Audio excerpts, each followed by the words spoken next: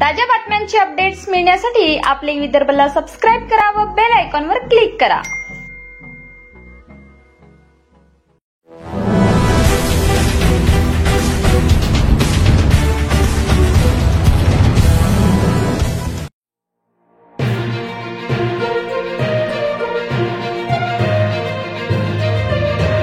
गावागावात एकच आवाज, अपक्ष उमेदवार पंकज घाटोळे।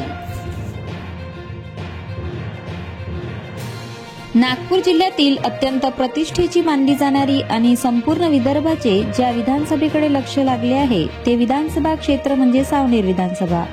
या विधानसभामध्ये काँग्रेसचे बलाढ्य माजी मंत्री सुनील बाबू केदार यांच्या पत्नी अनुजा केदार व एकेकाळी काँग्रेसचे निष्ठावान कार्यकर्ते राहिलेले रणजित बाबू देशमुख यांचे चिरंजीव आशिष देशमुख यांच्यात काट्याची टक्कर होत असून यामध्ये तिसरा उमेदवार म्हणजे अपक्ष पंकज घाटोळे हे दिवसेंदिवस प्रचारात उंच भरारी घेत आहेत। गावागावामध्ये त्यांच्यासोबत हजारोच्या संख्येने महिला, पुरुष व युवा वर्ग दिसत आहे।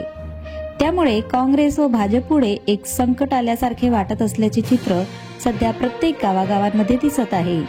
दिवसेंदिवस वाढत असलेल्या पंकज घाटोळेच्या प्रचारांमुळे काँग्रेस व बीजेपी यांच्यासाठी ही एक डोकेदुखी ठरत आहे।